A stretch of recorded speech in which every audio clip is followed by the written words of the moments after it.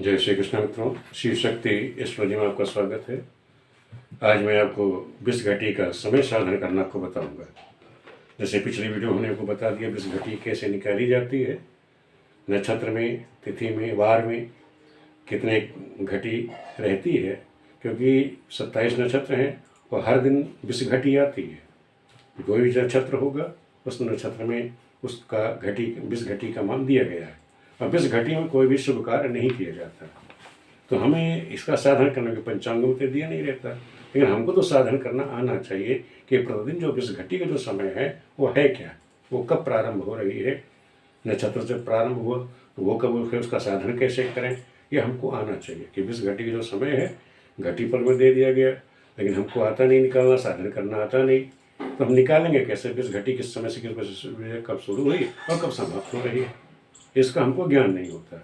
तो हम आप लोगों को आज यही बताने जा रहे हैं कि आप लोग विष घटी का समय का साधन कैसे करोगे, कब आरंभ हो रही है, कब समाप्त हो रही है। विष घटी जिस मैंने आप लोगों को बता दिया था कि जैसे अश्विनी नक्षत्र है, अच्छा अश्विनी नक्षत्र में 50 से लेकर के 54 घटी तक विष घटी होती है।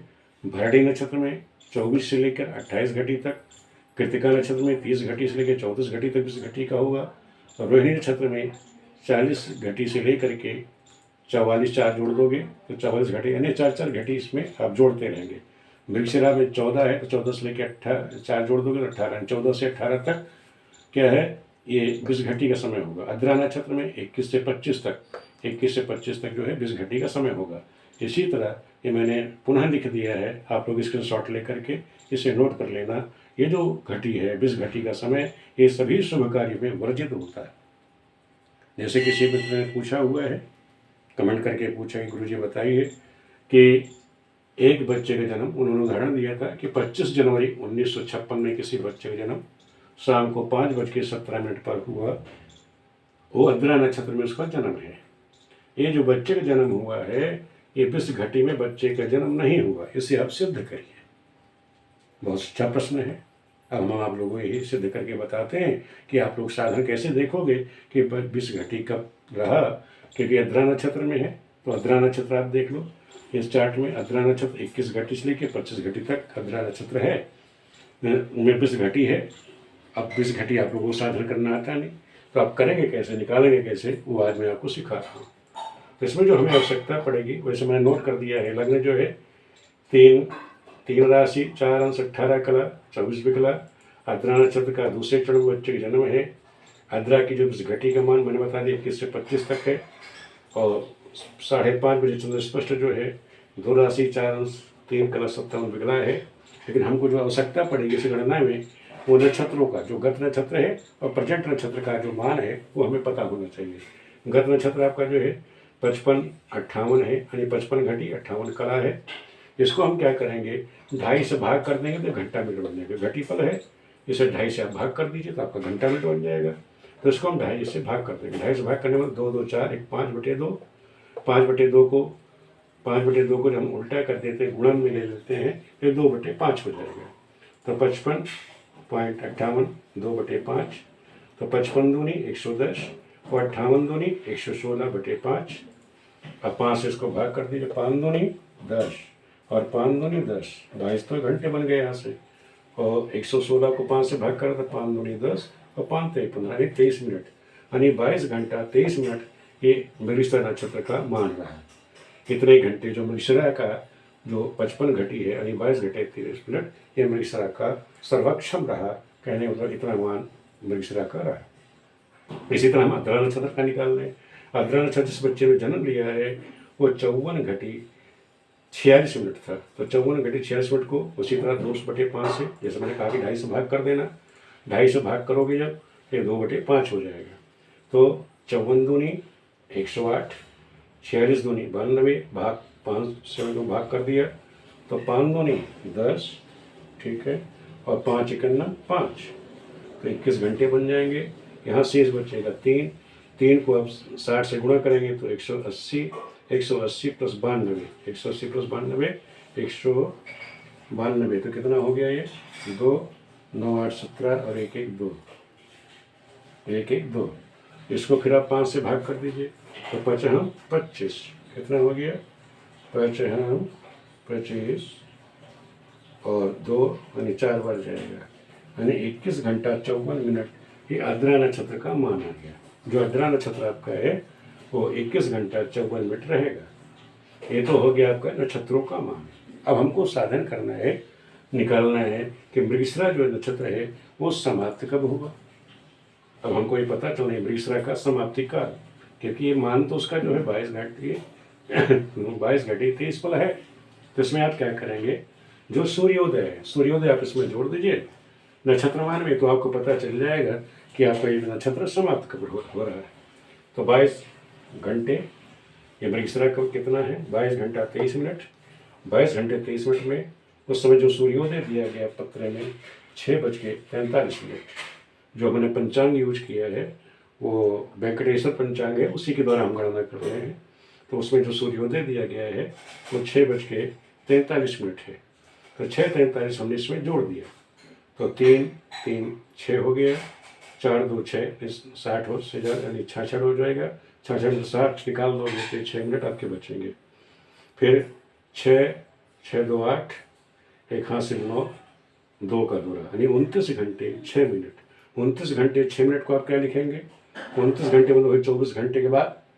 तो 24 घंटे जब आप इस पर निकाल दोगे तो ये बचेगा 5:06 मिनट, यानी सुबह 5:06 तक मृगशिरा नक्षत्र था। कब, जब बच्चे का जन्म हुआ। किस तारीख में, 25 जनवरी को। 25 जनवरी को हमारा मृगशिरा नक्षत्र था, वो सुबह 5:06 तक रहा। इसके बाद जो है आपका आर्द्रा नक्षत्र प्रारंभ हो गया। यहाँ से आपका आर्द्रा नक्षत्र प्रारंभ है। अब देखिए हमको निकालना है विषघटी। आर्द्रा की विषघटी मैंने बताया था 21 से लेकर के 24 घटी। ये आर्द्रा का है 21 से लेकर 24 घटी तक। तो आरंभ विषघटी का आरंभ का जो मान है वो क्या होगा, उससे घंटा मिनट को हम निकाल लेते हैं। तो 21 घटी को आप क्या करेंगे, 2.5 से भाग कर दीजिए। जब 21 घटी को 2.5 से आप भाग करने में बताया था कि 2 2 4 1 5/2 होता है। जब आप गुणन में लोगे तो ये 2/5 हो जाएगा। 21 गुणे 2/5 तो 21 दूना 42, 42/5। अब इसको आप भाग करें तो 8 पंजे 40, यहाँ 2 बचा आपका, और 60 से जब आप उससे गुणा, हाँ ठीक है, तो आपका बचा 2, 8 पंजे 40, और 40 40 40 गुणे 2 को आपने गुणा किया 60 से, तो 60 दूनी 120। 120 को जब आप 5 से भाग करेंगे तो आपका 40 मिनट आ जाएगा। 120, ये ध्यान रखो, 120 आ जाएगा। 120 को आप 5 से भाग करेंगे तो 5 चौक 20, 5 दूनी 10, 2 और 5 चौक 20, 24 मिनट आ जाएगा। 24, ये आपका आ जाएगा 24 मिनट, ये आ जाएगा आपका मान। अब पुनः देख लीजिए कि 5 से जब हमने 42 को भाग किया तो 5 अट्ठे 40, 40 हो गया। यहाँ बचेगा 2, उस 2 को आप क्या करेंगे, 60 से गुणा करेंगे और 5 से भाग कर देंगे। तो 120 को जब 5 से हम भाग करेंगे 24 पंजे 120 हो जाएगा। ठीक है, तो 8 घंटे 25 मिनट ये हो गया इसका आरंभ, यानी 8:24 जो जब ये प्रारंभ हुआ, आर्द्रा नक्षत्र जब प्रारंभ हुआ उससे 8 घंटे 24 मिनट के बाद विषघटी प्रारंभ हो जाएगी, आरंभ हो जाएगी। अब इसका समाप्ति काल भी ले लो। समाप्ति काल आर्द्रा नक्षत्र में विषघटी का समाप्ति काल का मान क्या होगा, 24 से 21 से लेकर 24 तक होता है। 21 से लेकर 25 तक, यानी 4 घटी आपने जोड़ दिया तो 25 का 2/5, वही मैंने कहा कि भाग करना है ना, 2.5 से भाग करना था 25 को।